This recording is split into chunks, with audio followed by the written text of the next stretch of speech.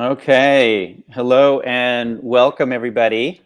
Yeah, thank you. I'm Brian, and today we're going to be talking with Lindsey DiRuscio from Trove, which I'm extremely excited about. As you guys know, we're going to be diving into the topic of recommerce and really how to approach recommerce from photography to post-production. So I just want to let everybody know we will be taking questions. Throughout the webinar. We've saved some spot at the end as well. So please, we don't want this to be a monologue. Please feel free to put your questions in the chat and we'll make sure to get to as many as possible. Great. And also, before we jump in as well, I would love just to see where everybody is joining in from. So if you could put that in the chat as well, just to kind of see where everybody is in the world right now. So let's see. I like the thumbs up. There we go. We got LA, cool. And I guess just for everybody here, I'm actually based in Spain, and Lindsey, you are in? I'm in Brisbane, California, which is really, really close to San Francisco.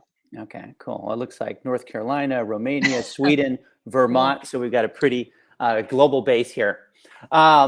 So yeah, I guess just a little bit of background on recommerce before we dive in. As most of you probably know, the resale market is exploding.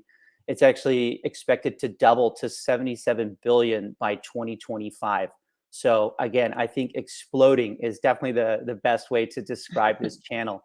And also, I think thanks to companies like Trove, I mean, I strongly believe you guys are elevating the actual resale experience and actually making this into more of a mainstream channel. So it's really awesome to have you on the webinar today. So yeah, I think, before we dive in, I just want to do some quick intros, both for myself and Lindsey. Again, I'm Brian Guidry. I'm the partner at Pixelz.com. I've been with the company for just about 10 years, and I've been working in retail for just over 20. Spent some time at some large retailers like Nordstrom's in the US and also Mango.com in Barcelona. The topic of recommerce, it's super close to my heart. Actually, before joining Pixelz, I was building a P2P secondhand marketplace and was struggling with product imagery, and actually found a small little Danish company that was doing image editing and retouching that had an API to automate this process, and started a relationship with them. So that's kind of started my 10-year relationship with Pixelz. So yeah, it's recommerce is close to my heart, and it's awesome that we get to power kind of a lot of the recommerce experiences behind the scenes at Pixelz today. So that's a little bit about me. How about you, Lindsey? Thank you, Brian. Yeah, I'm Lindsey DiRuscio, and I'm the photo studio manager at Trove. And I've been with Trove for just over 1 year, and we are a recommerce business. I'll get into that a little bit later. But my background has been in photo studio production. I started at the Gap corporate in San Francisco. I've also worked at Stitch Fix as their photo studio manager, and I have freelance as a wardrobe stylist for several years. So I've been in the industry, the photo studio industry, for over 15 years. So that's my background. Awesome. Do you want me to get into Trove? Maybe you could actually, yeah, that would be great if you could just tell us a little bit more about Trove as a company.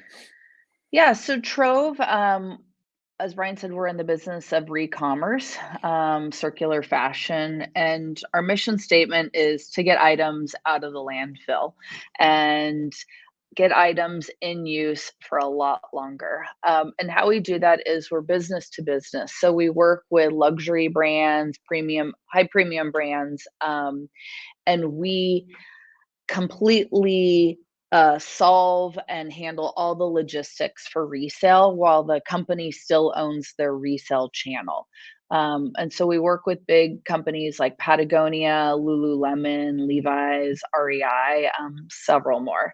And we handle all, like I said, all the logistics of resale, from the inventory, the grading, photography. That's where I come in. Handling the website and shipping everything. So it's a seamless customer experience with the brand. Seamless meaning the customer identifies the item as going through the brand rather than Trove. So we're behind the scenes. Got it. Okay, awesome. I know actually before we jumped on today, you were talking a little bit about just some of the sustainability numbers, and obviously love the mission statement of you guys. I think that's so awesome, and you can see that obviously with the brands that you're working with, it's resonating in the market, right? So I don't know. Can you speak to any I don't know anything else? Just I mean in terms of like items sold or any other kind of key metrics that that are top of mind? Yeah, absolutely. We've seen the business grow significantly, and we've sold over 1 million items, all used gear. So, diverting 1 million items from the landfill, getting items out of people's closet and in use to other people that can use them, which is Mm, awesome. I think we all can relate to that, right? You have a lot of items that they're in great condition, but you just don't use it anymore.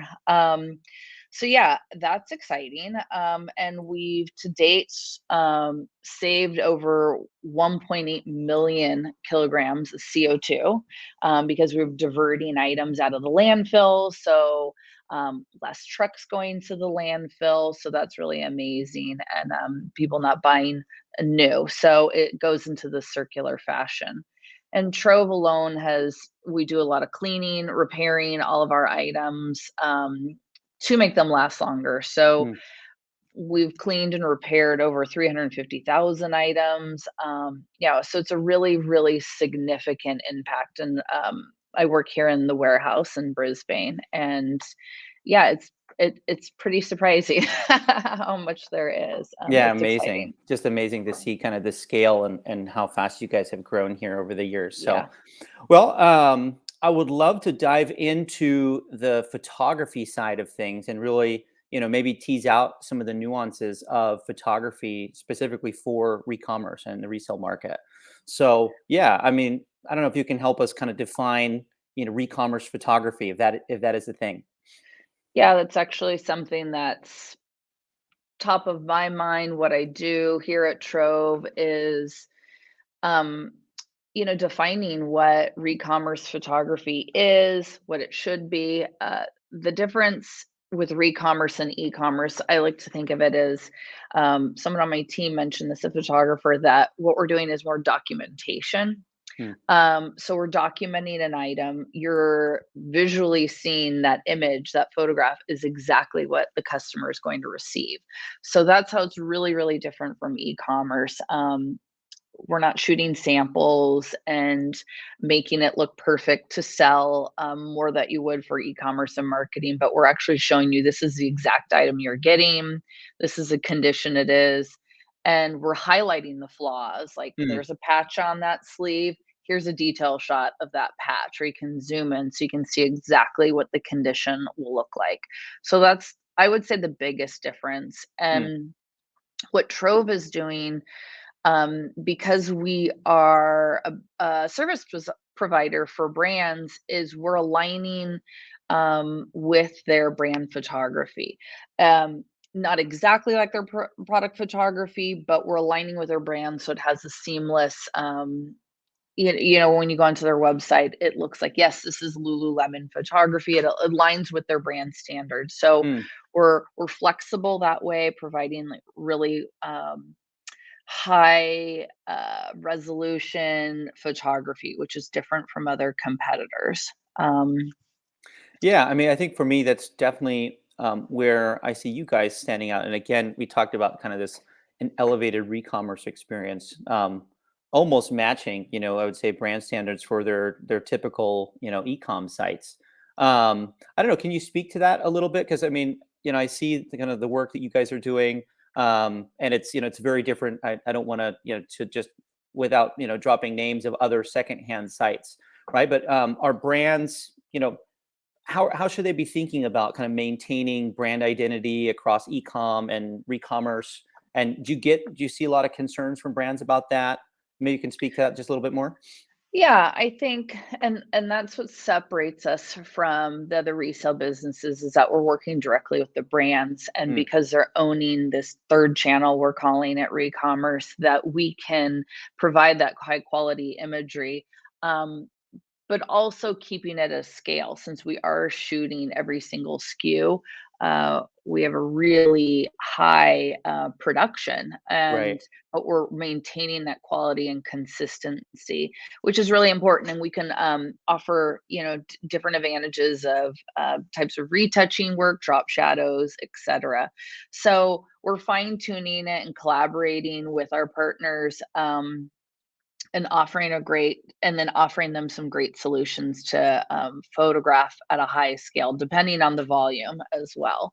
So I think it's just been an evolution for sure. Got it. um, and just like a lot of e-commerce, it's we're defining: do we use catalog imagery? How are we doing our detail shots? So but we come with a really good perspective back to our brands, and then that's what our partnership team does, is aligning with the brands how they feel, so they feel great about the photography that we can provide. But yeah, I think that's also a difference with like um person to person is you know other brands out there where someone's maybe shooting an item on their bed with their iPhone. um and so what we're showing is, hey, we're actually can provide a different service, or you're most likely going to get a higher conversion and see Mm, exactly what it is. And it's backed by the brand. So great customer service. So it's kind of a bigger holistic approach as well. got it. Okay, awesome. You spoke a little bit about how you guys are, really focusing on the documentation. I really like that, the documentation and authentication, right?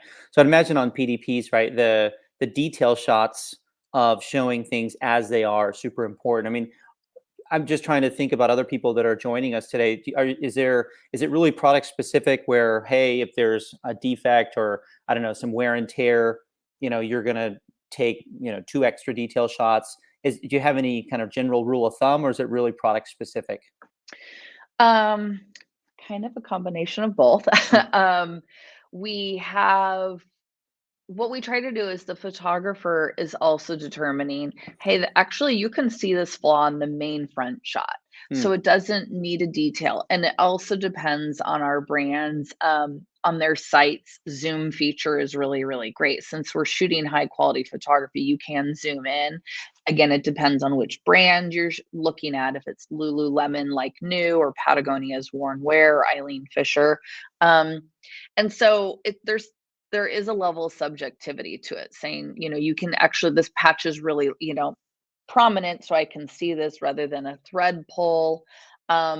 So there's a lot of nuances to it. mm, It also depends on what brand is selling grade level.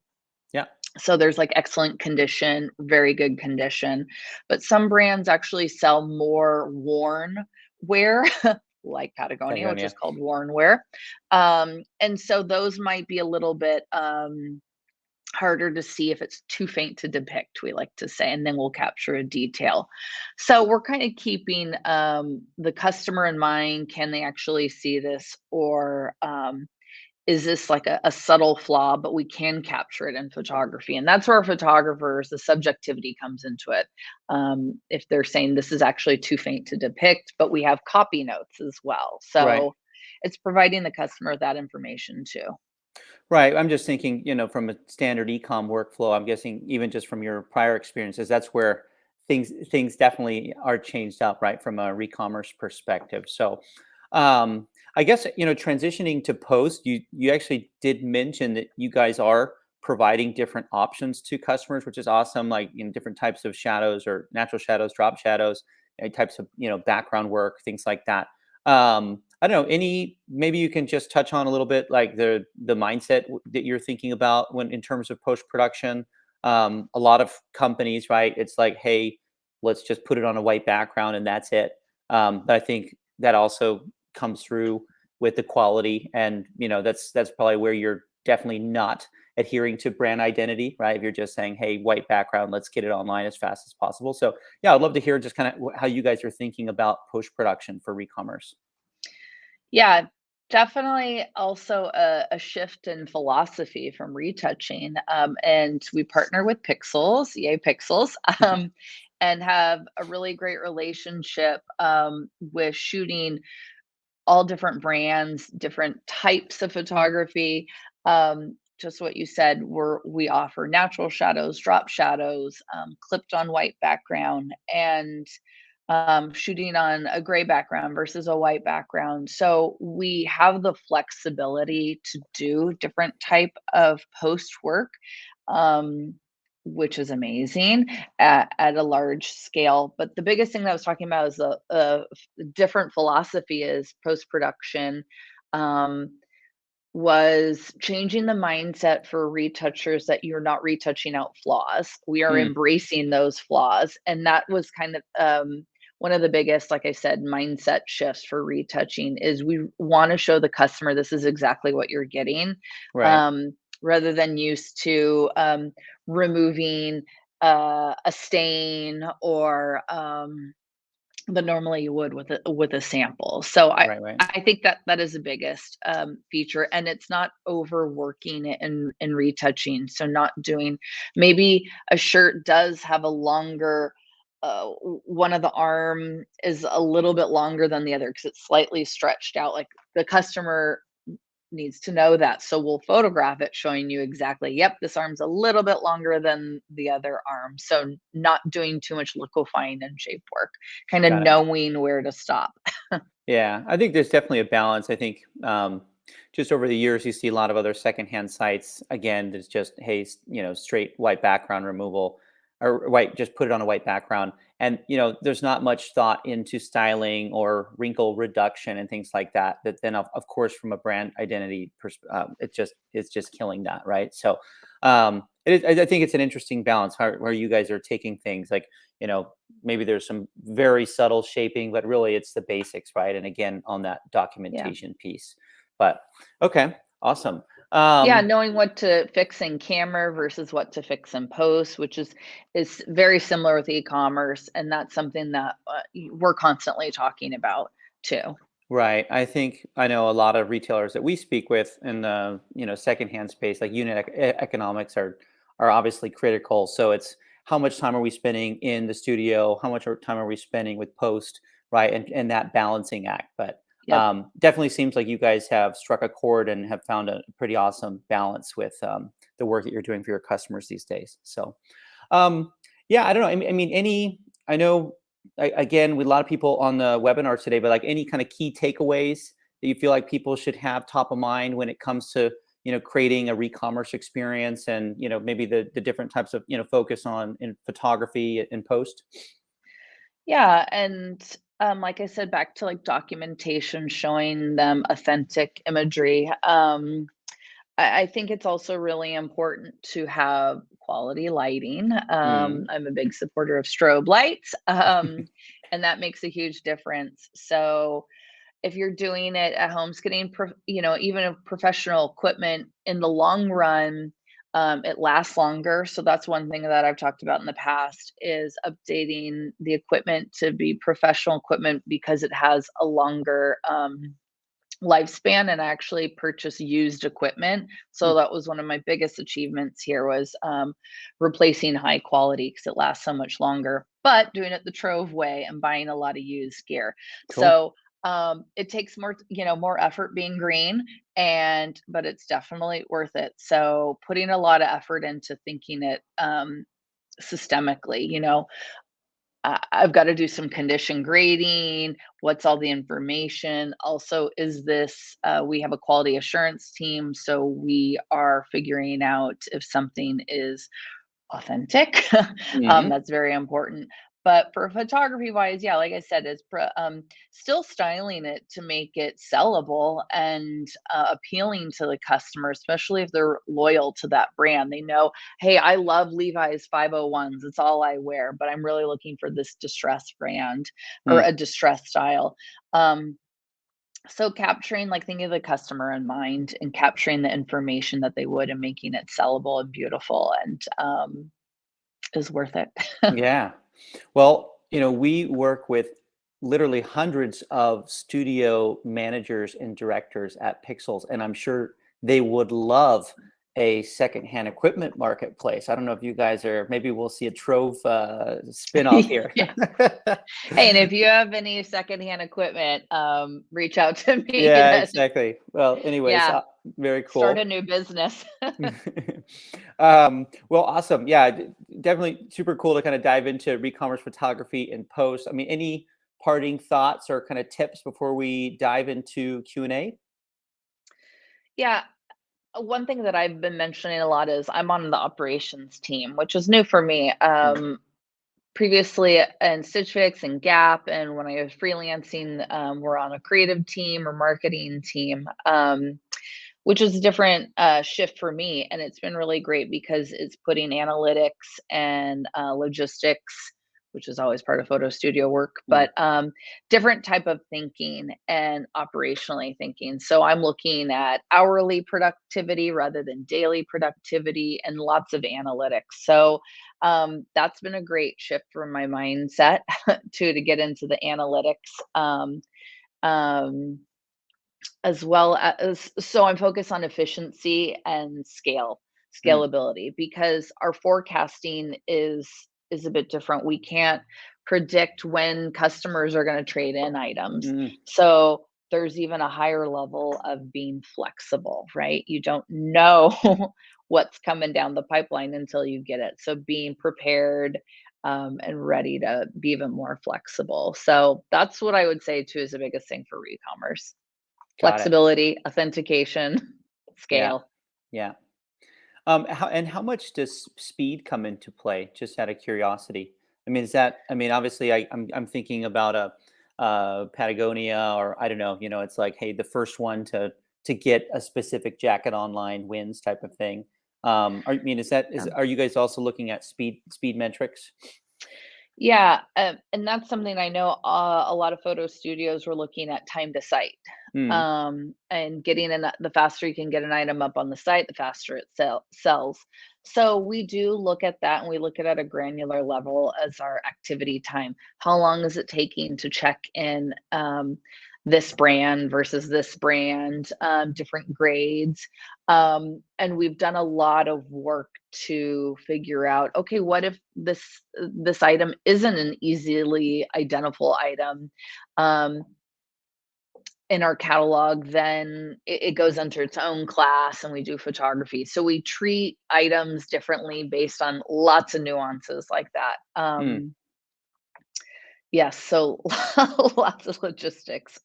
Got it. No, I can um, only imagine. And you said, you know, just with the repairing 350,000 items and cleaning, I would imagine, yeah, just, I mean, in terms of the scale of the operations you guys are running, it is massive. So yeah. definitely, I can imagine that's no easy feat. Yeah, we have laundry in-house, and we work with vendors. But definitely talk about timing is we're looking at that. Like I mentioned, I in the past have always looked at having a daily shot count. Now I'm looking at hourly productivity. We've done different optimization tests where photographers are working as a group in the morning. They're really highly productive, and then going back to individual working in the afternoon. So we've just been increasing our throughput exponentially in the photo studio lately. Awesome. Yeah, so it's been amazing. So lots of different things like that. I'm consulting with people on efficiency. So I think it's a combination of working with engineering, working with Pixelz, working with IT, Mm, operations, as well as the photographers who are doing the day in and day out, and just making their life as smooth as possible. Every little second counts, right? got So it. not having to shift your head this way, maybe having a second monitor over here. So yeah, I'm definitely looking at ergonomics and time. In fact, we even lowered our throughput. It just keeps scaling up, which is amazing. The more and more we learn. Awesome. Yeah, well, we're also very fortunate and happy to support with our small piece of the puzzle here. So that's great. We do have several questions popping in. So just for everybody that's with us, you know, feel free to put questions in the chat. If that's okay with you, Lindsay, we can dive in and maybe we just Okay. take these from the start. We've got Brian from Denmark here. Nice name, Brian. Just wondering how much time your team is actually spending styling products. Yeah, and it really ranges by brand. So if some brands require a front shot, back shot, and detail, that takes longer to shoot an item. So we have different shot counts or target minimum counts per item. Um, I use the word shot count because it's such a photo studio industry term, Mm, but we actually focus on how many items to photograph. So it depends on what brand you're shooting. And it's been changing around so much. So I'd say we, at the minimum, one person can shoot 60 items in one day. So that can be over 120 shots because they're taking a front shot and a back shot. So yeah, there's a big variation. We've even shot, 200 images for one person and up. So like I said, it depends on the brand. got it. And how much, yeah, so styling can be anywhere from, if it's an easy shoe and it's one shot, a minute down Mm, to, maybe several minutes depending on the different shots. So, cool. It looks like you covered a couple of these with mhm. that last answer. So let's see. We have how many photographers does Trove employ? I don't know if that's a number you have top of mind. And then how I many products do you yeah. shoot per day? I think you just touched on that. So, Yeah, it ranges. So I have an in-house team and I also backfill with freelance. mm, When we ebb and flow. So we can have anywhere from 13 to 18 photographers shooting in one day, or more. So it just depends on how many sets are available. But yeah, right now I have 18 sets. How many products do we shoot a day? Um, Upward of 14,000 items a day. yeah, massive. Yeah. And it sounds like, having again, having that flexibility built into your process, right? To be able to scale up and down is critical, right? I guess Yep. if you can't count on that 14,000 items, right, every day, maybe it's 5,000 one day and 25,000 another day or something like that. So, Yep. Yeah. uh, we have Valerie here asking, how do you automate all products on hangers, on mannequin, have a standard view? Yeah, well, if you could probably tell how we're shooting if you go to the different websites. We have a combination of things. We shoot on hanging, we shoot lay downs, and we shoot bags on a 3/4 set. So again, it depends on the brand, whether they want lay down or flat lay, or wall and hanging. Um, and so that's again why we're a great service provider because we can do either. We haven't done mannequin because it generally takes longer. Hmm. And it's a lot of lifting of mannequins. It's something we're always open and looking into. But I haven't gone that route because it's usually a bigger square foot Got it. space and lots of heavy lifting. Okay, awesome.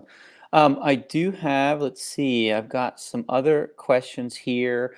If you have any recommendations for brands that are looking to take kind of the first step in recommerce, Okay, let me think about that. Let's see. The first step into recommerce. maybe call up Trove. Yeah, call Trove. I mean, like I said, if you're going to do this on an individual scale, I would say looking at your throughput. If you're doing this individually, it's how are you integrating it into your system and shooting it, and so you're capturing all the data and keeping it consistent. As so you can shoot it, clean it, ship it out to the customer, etc. So retention of the customer and just keeping top of mind, getting this out of the landfill. So if you can get it onto site really quick, go for it. Sorry, that's not an amazing answer, but hopefully it was helpful. Hmm. Let's see what else. We still have some questions coming in. Is there anything that you would, this is from Max, is there anything that you would pinpoint as the main difference between kind of standard e-commerce and recommerce in terms of processes?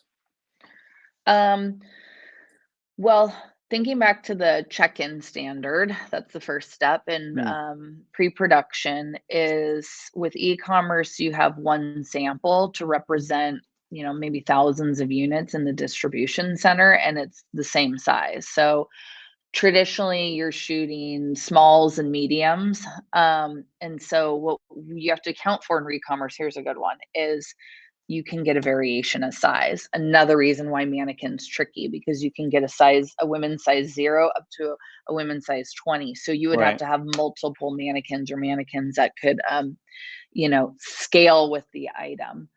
So that's a huge difference, not shooting samples for re-commerce. And it's also defining um, what level of condition this is determines what price you're going to sell it at and then how you're gonna shoot it.